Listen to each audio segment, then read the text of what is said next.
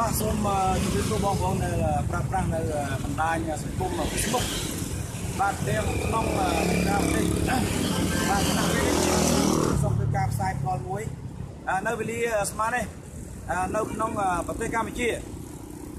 វេលាម៉ោង11:20 នាទីបាទខ្ញុំបានធ្វើសេចក្តីរាយការណ៍ព័ត៌មានផ្ទាល់ពីស្ពានអាកាសបាល់ថ្នល់ហើយយើងឆ្ពោះទៅ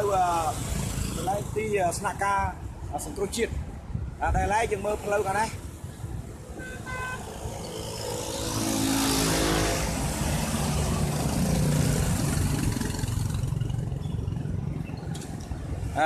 ដែលឡែកផ្លូវស្មើនេះ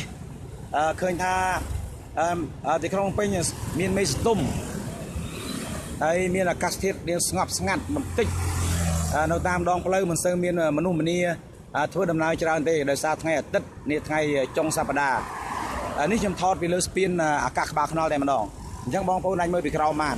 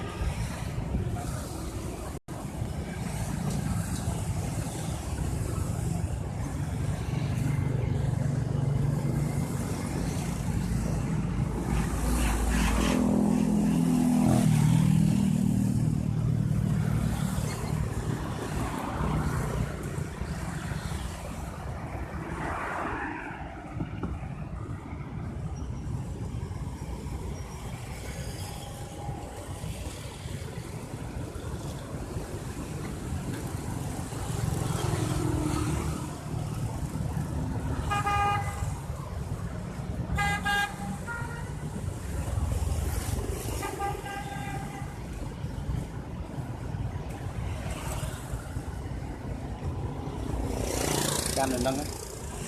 នឹងក្រាបឲ្យណែនបាទ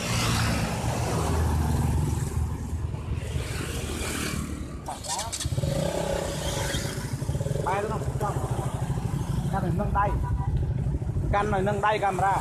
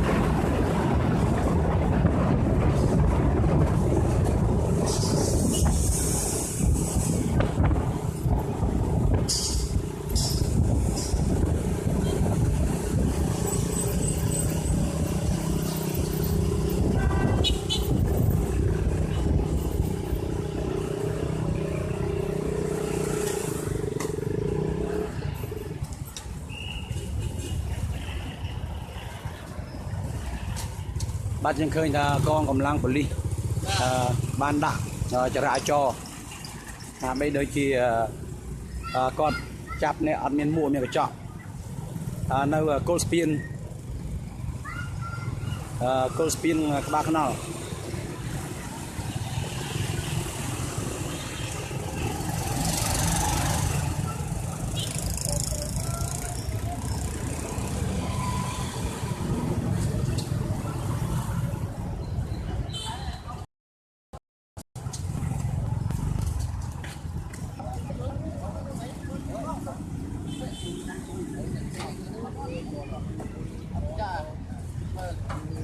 ដកលុយ20000ណាវាអត់ចោល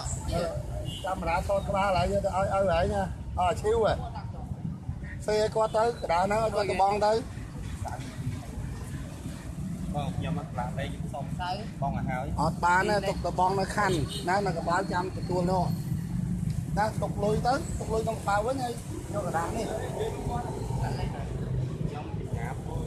ខ្ញុំយល់ថាអូនឯងបញ្ញាប់ហើយប៉ុន្តែអូនឯងគួរគិតថា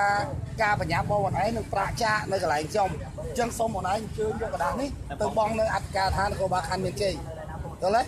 បើសិនករណីផ្សេងអូនឯងថាផ្សេងខ្លាំងអានេះខ្ញុំអាចសំណូមពរសុំពីនៃឲ្យឥឡូវចេះអូនឯងអត់ស្លាកលេខចេះអូនឯងចាំទៅបងនៅខណ្ឌបាទអត់គួរនឹងអញ្ជើញយកកណ្ដាស់នេះអត់អីមកទោះទេខ្ញុំអត់ស្លាកលេខបងអត់ផ្លាក់លេខបងប៉ូលីសក៏ធ្វើការត្រូវបើគាត់ហើយហើយយើងនិយាយមួយខ្ញុំទទួលស្គាល់ថាខ្ញុំខុសតែខ្ញុំអត់ស្លាកលេខមែនមួយមិនដែរអូនជួយប្រដេមេដៃហើយយកកណ្ដាលនេះទៅបងនៅខាង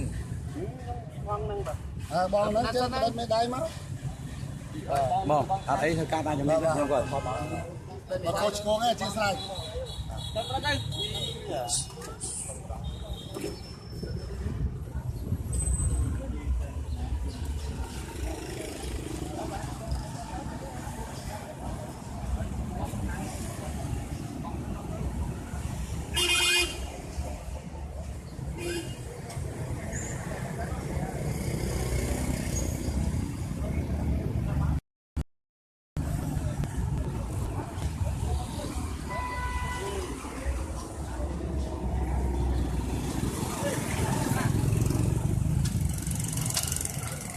បាទឃើញបងប៉ូលីសគាត់ធ្វើការ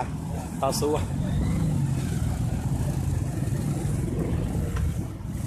អត់ពួកក្រោយឡានអត់ចូលទៅមកអត់ពួកអត់ទេ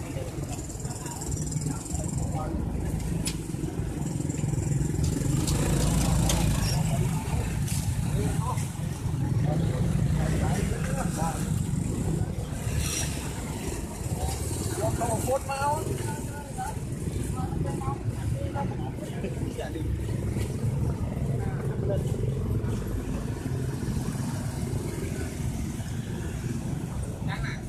អីទេបងនិយាយទៅអត់អីទេនិយាយទៅខ្មែរនេះឯងតាបងនិយាយទៅមានអីទៅនិយាយបាប់នឹងមនោចេតនាដើរទៅគ្នា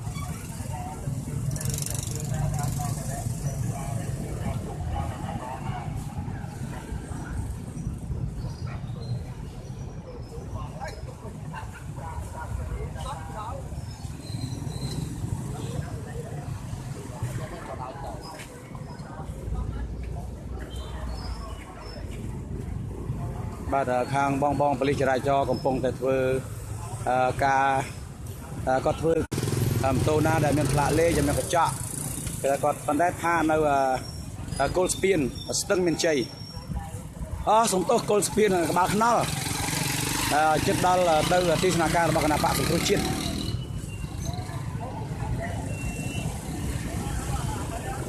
បាទនៅម្ដុំក្បាលខ្នល់បាទគេថាចិត្តស្ពានអាកាសក្បាលខលដល់កន្លែងទីស្នាក់ការរបស់គណៈបកសង្គ្រោះជាតិហើយឃើញថាដើម្បីឲ្យប្រជាពលរដ្ឋយើងទាំងអស់នឹងមានអនុវត្តច្បាប់គោរពច្បាប់ឃើញថាបងប៉ូលីសក៏ខំប្រឹងប្រែងធ្វើការណាដើម្បីប្រយ័ត្នប្រយល់ប្រជាពលរដ្ឋយើងឲ្យពាក់មួកសុវត្ថិភាពឲ្យពាក់កញ្ចក់ឲ្យត្រឹមត្រូវបាទ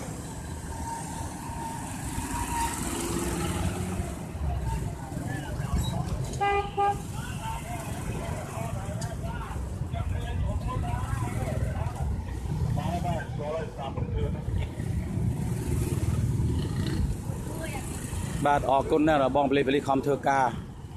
ដើម្បីប្រជាពលរដ្ឋហើយយើងទាំងអស់គ្នាចឹងហើយសូមឲ្យពលរដ្ឋខ្មែរយើងចូលរួមបាទគោរពច្បាប់ចរាចរណ៍ទាំងអស់គ្នាស្វឹងសូមមេត្តាកុំបើកបរហើយបើសិនយើងពិសាគ្រឿងស្វឹងយើងរួមម៉ូតូឌុបជិះទៅបាទកុំឲ្យដូចខ្ញុំលើកថ្ងៃមុនណា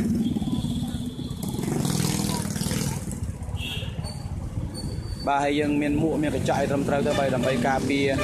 អាយុជីវិតយើងទេបាទ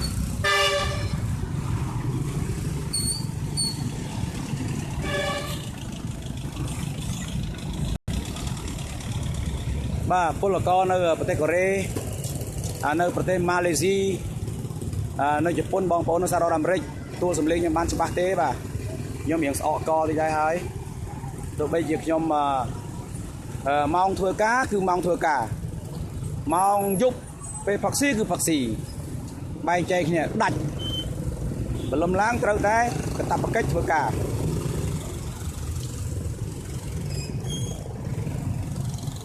បាទនេះគឺជាកម្មវិធីផ្សាយ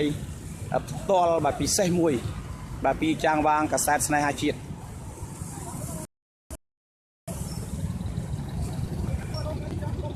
បាទសារនឹងបន្ទឿនឹងជាយាមផ្ដិតនៃព្រឹត្តិការណ៍ព័ត៌មានតនហេតុការណ៍បាទនេះគឺជាកម្មវិធីផ្សាយផ្ទាល់បាទពិសេសហើយបងប្អូនខ្លះហ្នឹងក៏បានទៅគៀនស្វាយលេងទៅព្រែកលៀបបាក់ខែងកោះដាច់សាមធឿនវិញនៅឈរត្រុកខាលភ្លៀងរលឹមស្រេចដើម្បីបងប្អូនបានមើល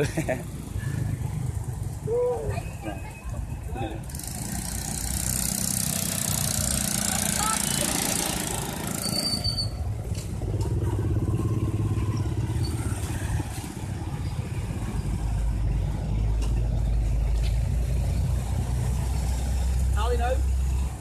ផាប់នេះហើយយកទៅថៅបកដៃអីចឹងអូយអត់នេះបកអូយទៅបុកព្រីទេបាទហើយអរគុណណាស់ដល់បងពលិចរាចរឃើញថាគាត់ខំធ្វើការប្រឹងប្រែងគឺថាទី1ដើម្បីកុំឲ្យពលរដ្ឋយើងហ្នឹងគេថាបើកាលណាដួលទៅបែកក្បាលអ្នកណាមិនមែនបែកក្បាលបងពលិចរាចរទេគឺបែកក្បាលខ្លួនយើងពាក្យមួកសុវត្ថិភាពមួយពាក្យមួកសុវត្ថិភាពគឺថាដើម្បីការពារជីវិតយើងគោរពជីវិតអ្នកដទៃយើងឃើញហើយថាអត្រានៃការគ្រោះថ្នាក់ចរាចរណ៍សាហាវជាងភ្លើងសង្គ្រាមទៀតស្លាប់ពលរដ្ឋយើងមួយថ្ងៃ4-5នាក់4-10នាក់ទូទាំងប្រទេសហើយដោយសារតែពិសាគ្រឿងស្រវឹងមិនគោរពច្បាប់ចរាចរណ៍អញ្ចឹងទៅខ្ញុំសូមអបអរសាទរដែរដែលគាត់ខំប្រឹងប្រែងគឺថាដើម្បីជាតិយើងទេដើម្បីឲ្យខ្មែរយើងនឹងរស់ឲ្យបានយូរខ្ញុំតែឃើញមិនថាអញ្ចឹងហើ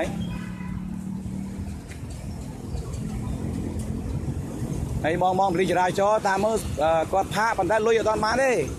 លុយផាកបានគេដាក់ចូលធនាគារទាំងអស់អញ្ចឹងពេលបងប្អូនប្រើប្រាស់នៅបណ្ដាញសង្គម Facebook ខ្លះបងពលិចរាចរបាន 70% អត់បាន 70% ទេគឺថា 70% បានមែនប៉ុន្តែលុយអត់បានទេលុយទុកក្នុងធនាគារផាកមួយម៉ាមានវិការច្បាប់ត្រឹមត្រូវអញ្ចឹងហើយបានគាត់រៀនធូរលងដែរទេបាទឃើញថាមិនទាន់ពិតមែនច្បាប់ចែងថ្មីហ្នឹងដើម្បីប្រយោជន៍យើងទាំងអស់គ្នាហើយមិនមែនថាផាហ្នឹងតឹងរឹងពេកទេមើលទៅដូចនៅដដែលពីមុនទេគាត់ថាឲ្យពលរដ្ឋយើងចូលរួមกับច្បាប់ចរាចរណ៍ទាំងអស់គ្នាទៅខ្ញុំសារមិនធឿនក៏ដោយតែខុសគេចាប់ដូចគ្នា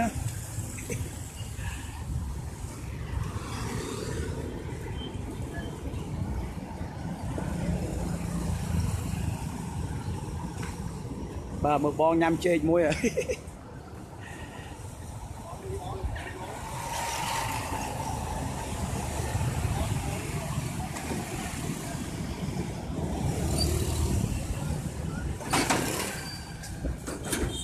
បាទគឺថាគណៈពេលនេះគឺថាបងប៉ូលីសគាត់បានហេវបាយគាត់ហើយប្រហែលជាហេវបាយដល់ម៉ោងបាយតែអញ្ចឹងគាត់បានដកហើយបាទបញ្ញាបញ្ជាបញ្ជនតិចចឹងមកបាទខ្ញុំបានសារមិនធឿនអបអរសាទរហេបាយហ៎បងហ៎បាយសាបាទបង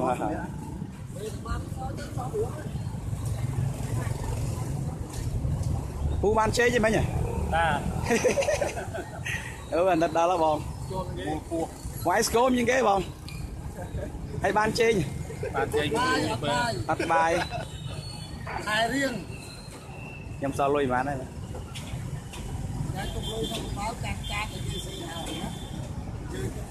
nhưng khi bọn anh em chơi mẹ nó đó không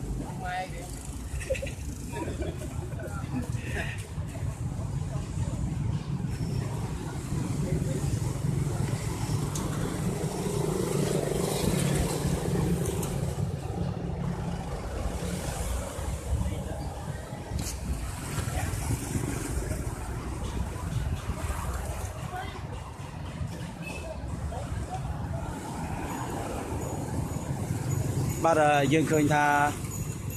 bong bong tầm lăng poli ra cho cái tha nơi chấm nói ba cô đào spin naka ba nol phơi từ tis naka sân khấu chiết và heo chỉ 500 mét tiết khơi còn ban đạ para ra cho hay bong bong cùng vô giờ lom tha còn đạ riêng mình đây bà thứ tha còn đa tươngไปchiaบรอดយើងឲ្យគ្រប់នៅច្បាប់ចរាចរណ៍ទាំងអស់គ្នាទេបាទហើយគាត់បានដកវិញហើយដោយសារតែម៉ោងបាយដល់ម៉ោងបាយរបស់គាត់ហេបាយ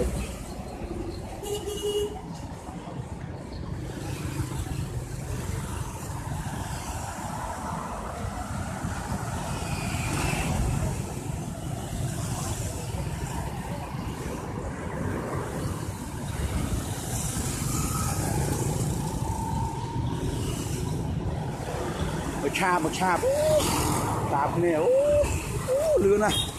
nó nhậu lươn mà tên chi lươn nó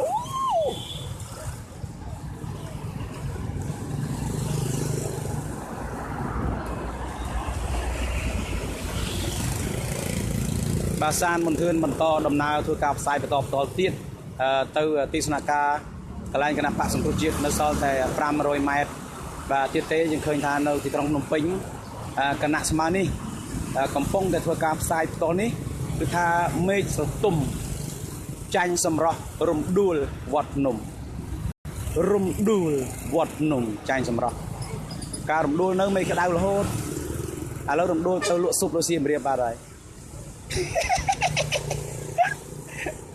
អើយដូចមានអារម្មណ៍នឹករំដួលសានមិនឃើញចេះនឹកឃើញបងប្អូនអត់ទាន់បានគេថាកៅឆាយបានប៉ុន្មានមួយរំដួលដល់មានណាកៅឆាយផងមើលតែកៅឆាយទំលោកកៅឆាយសាមមិនទៀតបន្តដំណើរទៀតហើយ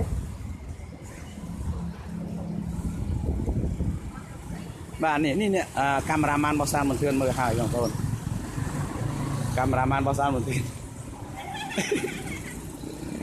នេះជាកាមេរ៉ាម៉ានរបស់សាមមិនទៀតបាទសូមអញ្ជើញកម្ម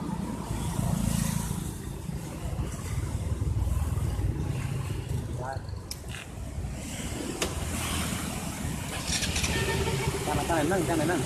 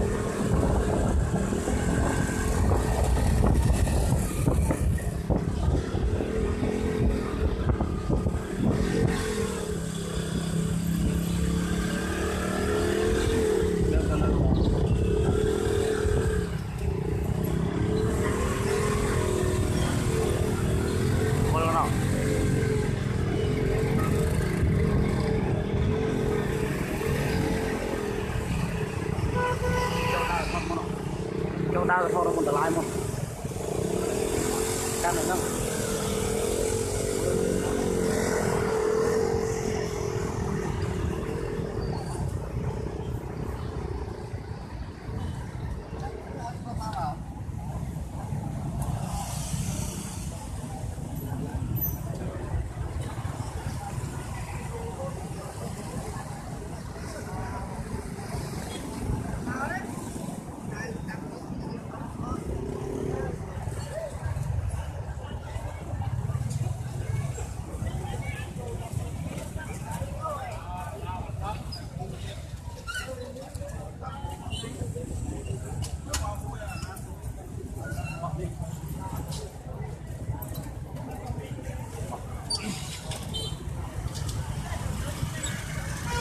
បាទសូមជម្រាបសួរបងប្អូនដែលប្រើប្រាស់នៅបណ្ដាញសង្គម Facebook បាទទាំងក្នុងនិងក្រៅប្រទេសហើយយើងឃើញថាគណៈសមានេះម៉ោង10 នាទីគឺថាម៉ោង12នៅក្នុងប្រទេសកម្ពុជាហើយយើងឃើញថានៅតែមានមនុស្សម្នាជាច្រើននៅតែមកជាហូរហែបាទច្រើនមែនទែនហើយយើងទៅមើលទៀតបាទកុំឲ្យអាសាមទៅជាអខា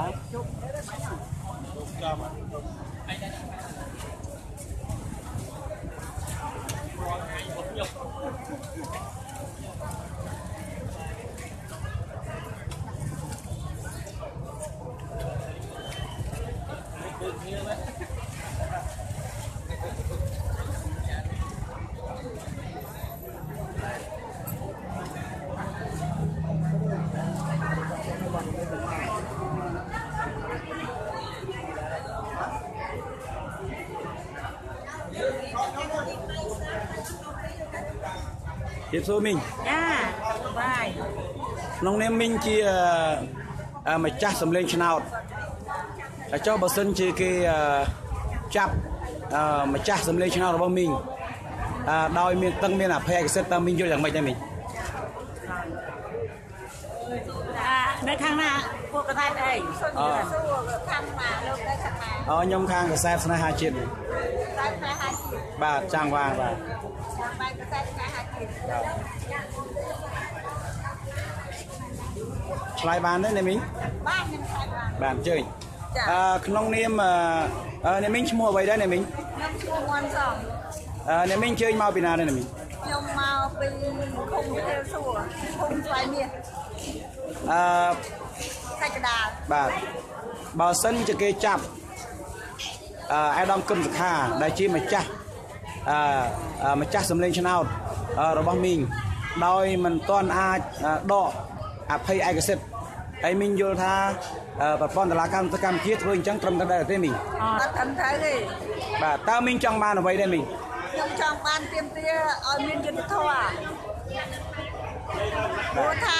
អាដាមកឹមសុខាក៏បានខុសអីហើយប្រព័ន្ធតុលាការធ្វើអញ្ចឹងវាអត់គ្រប់ច្បាប់បាទ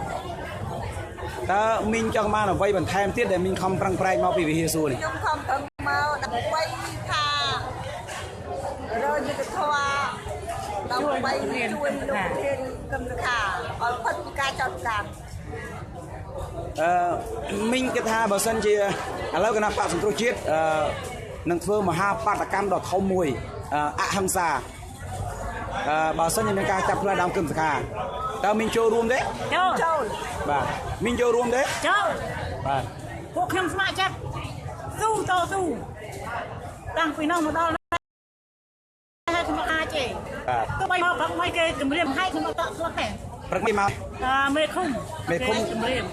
ពេលខ្ញុំចេញកណ្ដាលមកផាយមេឃុំគេនៅសួរមេឃុំមីងនៅក្នុងមេឃុំវិហារសួរចាវិហារសួរបានគម្រាមមីងថាម៉េចគេថាបើខ្ញុំមកប្រាប់កូនខ្ញុំឯណាបើខ្ញុំមកគ្រប់គ្រងលោកកឹមសុខាណាមកក្នុងភ្នំពេញហ្នឹងទៅវិញថ្នាក់លើគេចាប់ខ្ញុំអត់ខ្លាចទេព្រោះថាតែខ្ញុំសម្លាប់គេខ្ញុំលួចប្លន់គេខ្ញុំបោកប្រាស់គេអាហ្នឹងខ្ញុំខ្លាចតែខ្ញុំមកនេះខ្ញុំមកអត់មានអីផងចាមីងទទួលព័ត៌មានមកពីណាបានដឹងថាមេឃុំហាមីងមិនអោយមកគ្រប់គ្រងមេឃុំទៅដល់ផ្ទះកូនខ្ញុំទៅដល់ផ្ទះខ្ញុំទៅដល់គាត់កូនខ្ញុំសួរហៅថាម៉ែនឹងឯងទៅណាម៉ែនឹងឯងទៅខ្ញុំវិញមិនទៅទេមិនទៅដែរទៅ ទៅវិញប្រយ័ត្នថ្នាក់លើគេចាប់ តែមិញមានអារម្មណ៍យ៉ាងម៉េចពេលដែលឃើញមេឃុំគម្រាមកំហែង អត់ភ័យអត់ខ្លាចខ្ញុំកូនខ្ញុំហៅកូនទៅរត់ទៅផ្ទះវិញប៉ុន្តែខ្ញុំអត់ទៅទី1ចាំប្រាប់ខ្ញុំណាបងទី1ខ្ញុំមកទិញរបស់របរខ្ញុំយកទៅលក់ដូរចាទី2ខ្ញុំប្រាប់ដំណឹងថាលោកប្រធានកម្មសខាគាត់មានអញ្ចឹងណាលឺការហ្នឹងខ្ញុំឈានចាំណាខ្ញុំខ្លាចអីខ្ញុំខ្លាចទេខ្ញុំចាំដឹងថាមូលហេតុអីគេចាប់គាត់មូលហេតុអីរឿងអីគាត់អត់បានឈោបបោកគេផងខ្ញុំខ្លាចទេ ចុះគេបង្ហោះតាម Facebook ថាអាដាមគឹមថាមានស្រីញីជាមួយនឹងស្រីមុំនោះ អត់ជឿតែចាស់ប្រដៅខ្ញុំចាក់ថាបានទេដាក់ថាបានទេ មីងមានបានដឹងព័ត៌មានហ្នឹងទេមីង ដឹងលឺ ខ្ញុំខ្ញុំសួរថាចាគេបង្ហោះតាមពេលរបស់លោកគឹមថាមានស្រីកំណាន់អីចឹងណា បាទ ចូលមន្ត្រីជាន់ខ្ពស់ដាក់បាក់ជាជនធំមានស្រីមានញីហ្នឹង មិនគុំថាទេ មិនគុំគិតផងមិនគុំមិននិយាយផង នោះចេះចាត់ប្រកាន់គេមែនខ្លាចអីគេខ្លាចធ្លាក់ឆ្នោត បាទ ខ្ញុំចាំទួប៉ុណ្ណឹងឯងអញ្ចឹងខ្ញុំប្រាប់ប៉ុណ្ណឹងថាពេលដែលមុននឹងចាប់លោករៀនកម្មសខាណាសូមយកច្បាប់ចរចានៅទីក្រុងប៉ារីសដែលយើងចរចាគ្នាណាយកមកប្រើប្រាស់ផងអត់មានធ្វើការអូឯកទឹកហើយមកចាក់ខ្លួនគេបានទេត្រូវហើយយុទ្ធធម៌គេផងអញ្ចឹងនៅអង្គការសហប្រជាជាតិក៏ដោយអង្គការនៅគ្រប់ប្រទេសណាស្ថាប័នសូមជួយហើយយុទ្ធធម៌ផងកុំចេះតែចាប់គេកុំចេះតែរឿងគេពេកអាណត្តិអ្នកខ្លះត្រង់ផងគេនេះធ្វើដើម្បីប្រជាពលរដ្ឋណាមិនបានគាត់ធ្វើជាដើម្បីប្រជាពលរដ្ឋព្រោះទី1តំណែងថ្លៃវិញក៏ថ្លៃហើយក៏ដល់គ្រប់វាពិបាកណាស់ខ្មែរអ្នកគ្រាន់នេះ ចុះមីងយល់ថាតកកឡើងថ្លៃទេថ្ងៃចូលឆ្នាំ ដល់ហើយឥឡូវខ្ញុំចង់និយាយមួយទៀត សូមអញ្ជើញ ចាទី1គេថាឲ្យអគិសនីចោះថោកណាម៉ែឲ្យផ្ដាច់ភ្លើងហិត10គីឡូបានច្រើន តើមីងគួរតែឲ្យនយោបាយខ្មែរយើងធ្វើយ៉ាងម៉េចដើម្បីឲ្យប្រទេសយើងមានការរីកចម្រើន ធ្វើឲ្យយ៉ាងម៉េចឲ្យខ្មែរនិងខ្មែររួមគ្នាបែកបាក់គ្នាចាកុំឲ្យបែកជើងគ្នាព្រោះយើងជាខ្មែរ មិន ហើយគិតទៅរៀបផងរៀបសមត្ថអានេះវាវេទនាណាសប្តាហ៍ថ្ងៃស៊ីតែបន្លែយួនទេអត់មានបន្លែខ្មែរទេ ទឹកបន្លែដាក់ឆ្នាំ អ្នកធំអត់បានដឹងទេអត់បានដឹងថាជារៀបពិបាកយ៉ាងណាទេជារៀបពិបាកណាស់សប្តាហ៍ថ្ងៃ ទេមីងពិបាកមិនឃើញមានផ្លូវថ្នល់ស្ពាន ហើយក៏ស្ពានខ្វាច់ខ្វៃមែនតែមានមួយចំនួនទេតែវានៅខ្វះមួយចំនួនខ្វះនឹងយ៉ាងម៉េចជារដ្ឋបាននិយាយថាសូមឲ្យរាជមានមួយរដ្ឋដល់ពេលចឹងមានរាជណាមានមួយរដ្ឋរាជយកទៅលុយរដ្ឋថ្ងៃទៅគេអូសផ្ទះអូសស្បែងទៅខាងខ្ញុំជុំថ្ងៃសិតរត់ពូនឃើញរដ្ឋមកសិតរត់ពូនចាអាហ្នឹងមិនរាជមានមួយរដ្ឋទេសប្តាហ៍ថ្ងៃរដ្ឋមានមួយរាជចា បាទអញ្ចឹងមីងមកនេះមីងចំណាយលុយគេជួលមីងមកឬក៏មានគណៈបកគេឲ្យលុយ គ្មានអ្នកណាជួលខ្ញុំទេមកតាមចិត្តឯង ខ្ញុំមនសិការជាតិខ្ញុំសួរគ្នាថាគណៈទៅដែរយើងត្រូវជួលឡានដល់ខ្ញុំស្ដាប់ពីភាពការទៅអាញាធើគេដើរប្រាប់ជាបរដ្ឋគេដើរមើលគេឆ្វេងឆ្វាច់ជាបរដ្ឋហ៊ានមកខ្ញុំប្រាប់អ្នកនោះខ្ញុំស្ម័គ្រចិត្តមកខ្ញុំជួលតុកតុកពេលខ្ញុំជួលតុកតុកបានហើយខ្ញុំចេញមកដល់ពាក់កណ្ដាលផ្លូវមេឃុំគាត់ទៅសួរកូនខ្ញុំថាម៉ែនឹងឯងទៅណាកូនខ្ញុំថាម៉ែខ្ញុំគាត់ទៅការគេដើរមើលទៅភ្នំពេញគេបាត់ផ្លូវអស់ហើយមិនបាច់ទៅទេអញ្ចឹងខ្ញុំមកដល់ពាក់កណ្ដាលផ្លូវបងស្រីខ្ញុំតែមកទៀតថាឥឡូវបងអូនឯងកុំទៅគេតាមចាប់អូនឯងអាហ្នឹងខ្ញុំលឺតាមពាក្យបងខ្ញុំឯងអូនឯងត្រូវត្រឡប់មកវិញខ្ញុំថាអត់ទេខ្ញុំមកតាមផ្លូវអត់មានអីទេសុវត្ថិភាពទេ មីងមកតាមផ្លូវមានឃើញកងកម្លាំងប៉ូលីសនិង PM ដាក់រនាងយាមការពារទេ អត់បានយាមទេតែគាត់តែឃើញប៉ូលីសគេធ្វើការធម្មតាទេគេអត់មានយាមរារាំងទេ អញ្ចឹងមានតែប្រទេសយើងមានសេរីភាពហើយមីងថាចង់បានអត់មានសេរីភាពអីទៀត សេរីភាពហ្នឹងដោយសារអញ្ចេះពេលមកគេមិនខាត់ទេព្រោះខ្ញុំមកផ្លូវកាត់ បាទ ប៉ុន្តែខ្ញុំឃើញប៉ូលីសគេចោលធ្វើការជាការធម្មតាអត់សេរីភាពនេះអត់សេរីភាពកន្លែងទៅហ្នឹង បាទ តែប្រជាជនយកមកហើយហេតុអ អីខាក់គេអាហ្នឹងឲ្យអត់ត្រូវភាពឯងណា បាទ ចារឿងអីដែលដល់ថ្នាក់មេឃុំទៅរាំងរៀបជាពលរដ្ឋអាហ្នឹងហើយកន្លែងហ្នឹងកន្លែងអត់ត្រូវភាព បាទអូអត់សេរីភាពរងឡៃមេឃុំហ៎ ត្រង់កន្លែងមេឃុំទៅរៀបរៀង បាទ ទៅមើលការខុសត្រូវខ្លាចជាពលរដ្ឋមកហ្នឹង បាទ អាហ្នឹងហើយហៅថាបាត់សេរីភាព បាទ ចា ចំឃើញមីងមកហ្នឹងអត់មានបលិអត់មានពេលអមឯកតារនាំងការពារផងហ្នឹង អត់ទេ អត់ទេអញ្ចឹងនឹងយើងមានសេរីភាពបដាហៅពេញនឹងថាបានតែមីងហ៎ ហើយភាពដល់ហៅក្នុងហ្នឹងដោយសារតែមិនភ័យខ្លាចទេអ្នកមកតែអ្នកភ័យខ្លាចគឺអត់បានមក អូ ចា ណៃអ្នកមកគ្រប់គ្រងប្រជាគ្រប់គ្រងលោកកឹមសុខាចង់មកច្រើនណាស់ក្នុងមួយភូមិហ្នឹងដាក់ឡាន5ក៏មកខ្លួនដែរ ប៉ុន្តែភ័យខ្លាច ហ្នឹងហើយ អូ ហ្នឹងហើយ អរគុណច្រើនណាស់នេះមីង បាទ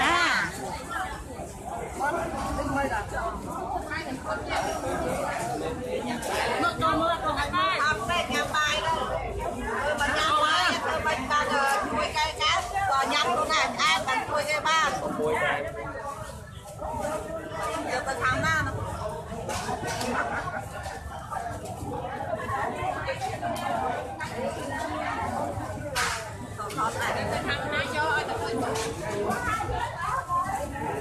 សានមិនធឿនឲ្យតែឃើញបងស្រីស្អាតចេះលួចថតហើយ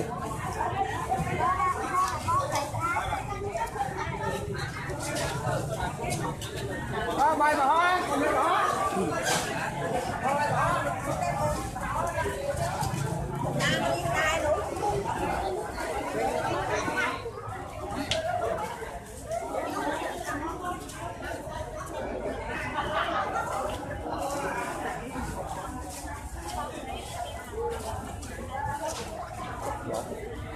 អត់បាយទេគួយ អស់ហើយ អើយលីង ចាហើយពីបាយសាច់បាយកញ្ចប់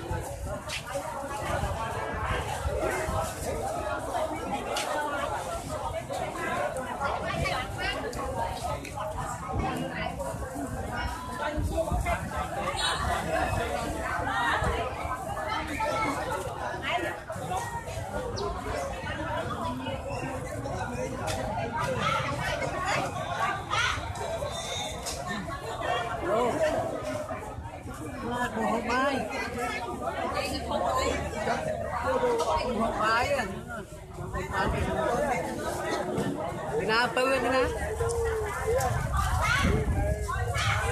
ហ៎អពីណានឹងអានឹងអីបាយទៅនេះអាចកំពុងប៉ាណា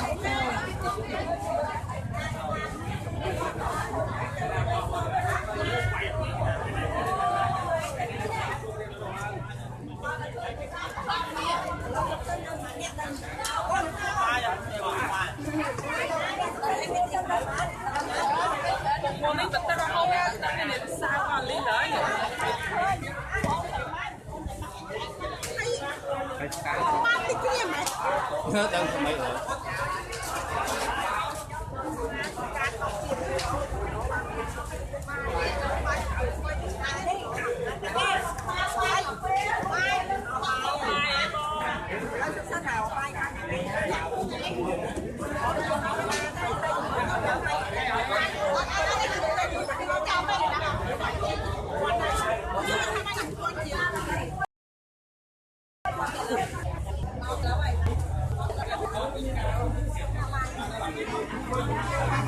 còn mà tinh say còn tinh màu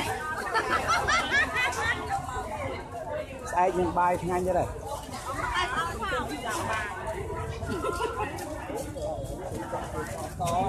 បងងាកមុខខ្ញុំញ៉ាំបាយមួយចាស់ដើមប៉ុនបាត់ប៉ុនណាស្អីដៃស្អីដៃមួយតែយ៉ាងម៉េចទៅក៏មកអត់ចាំ rồi phun phun mờ mà xô là phun cả nước mà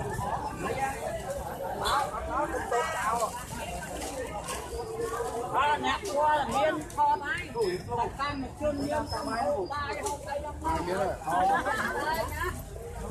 trong chung nuôi của anh 20,000 ไม่รู้ เอาcái chuyện bông giật này liền bạc cả មិញ bông ấy nhưng អូនដឹងអូនឈ្មោះនេះមកពេក ปูเป้ បងអូនឈ្មោះពេ ปูเป้ ហើយគេ ปูเป้ปู ពូពេបាទផ្ញើវិញតាមខ្ញុំ 100000 ណា เริ่มเป็น 100000ខ្ញុំបានទទួលហើយបើខ្ញុំមិនដឹងទិញអីទេវាយ bông ấy nhưng xong ជូនពូ20000អាចជួយទិញប៉ាកាសឲ្យខ្ញុំមកមកខាង นี่เอาหน้าก่อนนี่จ่ายขนา ប៉ា ด កាសនេះពូជូន20000 ปูเนี่ยมันได้กินทอดปู បាយ เสียค่าได้ปูเนี่ยมันได้กินทอดมาเอากินทอดนั่งง่าย chuyện bông nhưng chuyện ปากบอล បងពេលុយដែលបងឯងផ្ញើខ្ញុំ 100000 ណាគឺខ្ញុំអត់មានបានយកមករៀលទេ นั่ง 100000មានន័យថាលុយបងឯងដែលផ្ញើមកគឺលុយបងឯងថ្លៃអញ្ចឹងបងឯងប្រើខ្ញុំក៏មានតម្លៃដែរ 100000មើលខ្ញុំទៅកាសែបោទៀតខ្ញុំគាត់ឲ្យទិញបាយប៉ុន្តែយើងទិញមកទិញប៉ះកាសចែកនេះ mà nhưng tiền ai bông បាទទិញប៉ះកែមកែ bông ấy mà nhưng tiền mơ không ai đi cho tiền nào អត់លុយដែរលុយគេឲ្យ 100000 មក bông nhưng chuyện đâu អត់មានលុយ แต่มันบอกว่าเป็นแบบแค่นั้น một cái mà ទិញប៉ះកាមកែមកបាទអញ្ចឹងបងពេលុយដែលបងឯងផ្ញើខ្ញុំ 100000 ហ្នឹងខ្ញុំមិនដឹងទិញអីព្រោះខ្ញុំចាយធំហើយអញ្ចឹងខ្ញុំទិញប៉ះកាសមួយកែទៅមួយកែប្រហែលជាទុំ8រៀលមួយកែតែ10រៀលមួយកែតែ12ដុល្លារប៉ះកាសចឹងចែកគាត់បានច្រើន មានหลักตักอย่างเงี้ยหลักบ้านเลย បាទហើយលោកពូតាមបាយ ยัง ចែក ไง ហ្នឹង ยืมนะ ម៉ែយើងមានតែឃើញចាស់ចាស់ជិះសួរលោកពូមករហូត មកពីថ្ងៃtrước rồi បាទហើយលោកពូតាមលោកពូសង្កេតឃើញស្ទាល់ក្នុងនេះទីលោកពូគេហៅថាវិរៈកងទ័ពបូជាសាច់ស្រស់បូជាឈាមស្រស់ជូនជាតិមកដល់ពិការហើយលោកពូតាមមើលស្ថានភាពឥឡូវយ៉ាងម៉េចទៅលោកពូ វាដូចពិបាកនិយាយទៅឥឡូវហាលកាឥឡូវខ្ញុំគាត់ថាខ្ញុំគាត់ប្រាប់ខ្លួនឯងថាគណៈបកប្រជាជនកម្ពុជាគេដឹងថាគេនឹងចាញ់អបកាអូតូបន្តិចគេចាប់បៃពិបាកយើងពីនេះទៅហើយទៅ បាទ ខ្ញុំសូមនិយាយទៅប៉ុណ្្នឹង បាទអរគុណច្រើនលោកពូបាទនេះគឺជាសម្លេងរបស់លោកពូហើយប្រវត្តិសាស្ត្រស្គាល់ច្បាស់ណាស់កាលនោះពូធ្វើមេរៀនកាត់កងពលមក អត់ទេកាលនោះខ្ញុំនៅគាត់តែត្រឹមមកយុទ្ធជនរត់សាទេយកគេបញ្ជូនខ្ញុំមកពីការលើមកឲ្យមកជួយកងពលរហេនឹងឯងហើយយក7ហ្នឹងពោះ3កានហើយគេជួខ្ញុំទៅទៅថៃទៀតខ្ញុំក៏បាក់ទៅយើងទៅ អរគុណច្រើនលោកពូបាទបងប្អូនដែលប្រើប្រាស់នៅបណ្ដាញសង្គម Facebook ហើយចឹងចឹងបងពេមិញគាត់បានឲ្យលុយខ្ញុំ 100000 លុយបងឯងផ្ញើតាមវិញមកគឺថាខ្ញុំបានឲ្យគាត់ 60000 ហើយទៅទិញប៉ាកាសហើយនឹងជូនបងពិការ 20000 បាទហើយជូនគាត់ 20000 ដើម្បីគាត់នេះអត់អញ្ចឹងយើងជួយគាត់នេះអត់ទៅហើយខ្ញុំឃើញមិនថាអញ្ចឹងមនុស្សនៅច្រើនមកខត់មកគឺច្រើនដល់ហើយបាទ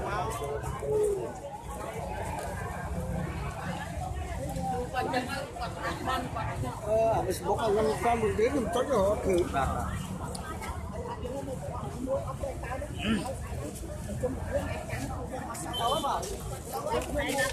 រៀបសួរបងតាមសុំទោសបងមានឈ្មោះអ្វីដែរបងឈ្មោះឆនឆែបាទបងតាមបងការសង្កេតឃើញប្រហែលថ្ងៃនេះតើស្ថានភាពនយោបាយដែលបងធ្លាប់គេឮតាមហាងគេនិយាយតាមតុកកាហ្វេបងមិនទៅដប់អីគេចាប់អារម្មណ៍រឿងអីដែរបងថ្ងៃនៅក្រុង វាចាប់អារម្មណ៍រឿងនយោបាយនេះគឺនយោបាយប្របែកបាក់បាទហើយបែកបាក់អេដាមធានសវស៊ីនឹងអេដាមគុនស្កាអញ្ចឹងគេអត់បែកគិតដល់ចាប់ដល់ចងគេដល់គម្រាមគេកំហែងគេតាមដែលគិតចេះតែធ្វើទៅ បាទ តាមប្រជាពលរដ្ឋខ្ញុំដឹងជាពលរដ្ឋពីពុកពីពលរដ្ឋពីអាចចងពីចេះពីចោលណាចឹងចឹងពីទោះបីក្មេងប៉ុណ្ណាក៏វាយកប្រឡាក់សាក់នេះ បាទ បាទ ហើយសំខាន់នៅក្នុងនាមបងជាម្ចាស់សម្លេងឆ្នោតមួយ បាទ បើសិនជាគេចាប់ម្ចាស់ឆ្នោតរបស់បងឯងដោយគ្មានគេហៅថាដកអភ័យឯកសិទ្ធិតើបងចង់បានអ្វីស្នើទៅតុលាការហើយតើបងចង់បានអ្វីដែរសម្រាប់ចិត្តបងឯងដែលបងឯងខំមកទាំងខ្លួនពិការដាច់បាយកាហាយទឹកនេះបាយដូចមិនដាច់ទេ អត់ដាច់ទេបាទ បាទសូមអញ្ជើញបង សំខាន់គឺតុលាការហើយនឹងស្ថាប័នអំណាចឲ្យដាច់លេខពីគ្នា បាទ វាគឺទៅតាមទូនាទីរបស់សភាហើយតុលាការទៅតាមតុលាការប៉ុន្តែគុំយកអំណាចបុគ្គលយករបៀបថាបកពុយកអំណាចបកពុអានេះចាក់នោះខ្ញុំគិតទៅចាក់មកសិតតែគ្នាគិតលែងទៅបាបធ្វើបាបគេទៅបាបមានគេអត់ចេះគិតបើជាបុរដ្ឋយល់ដល់ហើយការជឿចាប់គឺចាប់ដោយអត់មានភ័យសិទ្ធិដូចចាប់ប្រជាពលរដ្ឋមកជាហៀងគោតែគេបោះឆ្នោតឲ្យគាត់ដើម្បីតំណាងឲ្យប្រជាពលរដ្ឋទូទៅដើម្បីថារដ្ឋាភិបាលគណៈបកណាក៏ដោយរួមគ្នាទៅដើម្បីកូនចៅយើងបន្តទៅមុខឲ្យគ្នាបានរៀនបានសូត្រខ្លះក្រលហៀមលហាមសូមទាននេះមិនថាពិការណាទូទៅខ្លះគ្នាចំកូនមិនរស់ទៅកំងចំណាក់មកគ្រប់ពេញមកសុំតែកូននឹងដែរយើងមើលក្នុងការជឿចាប់របស់យើង ចុះបងដូចថាគេចោតដូចថាយើងនៅឋានដឹកនាំអញ្ចឹងអាយដាមកឹមសុខាអញ្ចឹងគេចោទថាយើងជាឋានដឹកនាំគួរតែកុំឲ្យមានស្រីញីខាងក្រៅអីចឹងគួរជាធ្វើជាគំរូយុវជនទៀតបងយល់យ៉ាងម៉េចដែរពីបញ្ហារឿងស្រីញីសម្រាប់ឋានដឹកនាំ ខ្ញុំយល់ថាមនុស្សយើងកើតមកខ្ញុំថាវាតែងតែមានណាវាមិនទោះបីយើងស្មោះទៅវិញទៅមកខ្ញុំមិន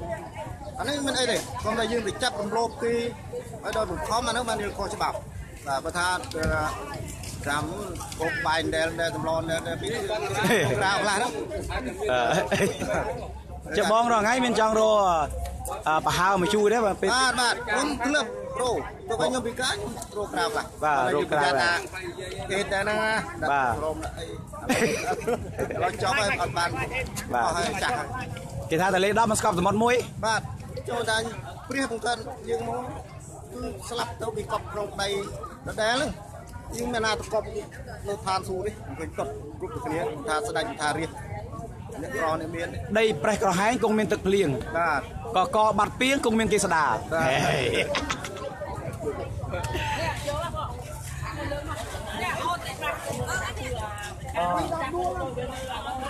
ចាប់កាន់មក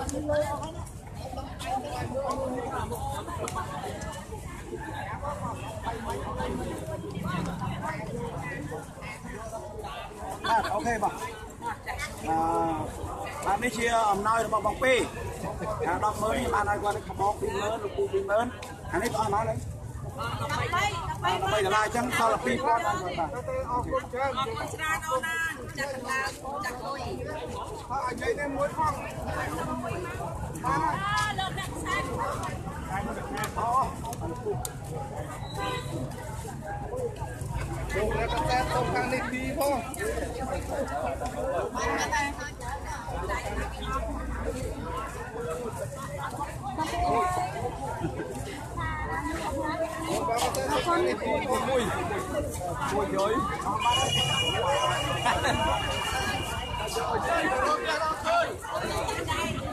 Hai bà, cái này không bao giờ mình dùng mỏng gạch.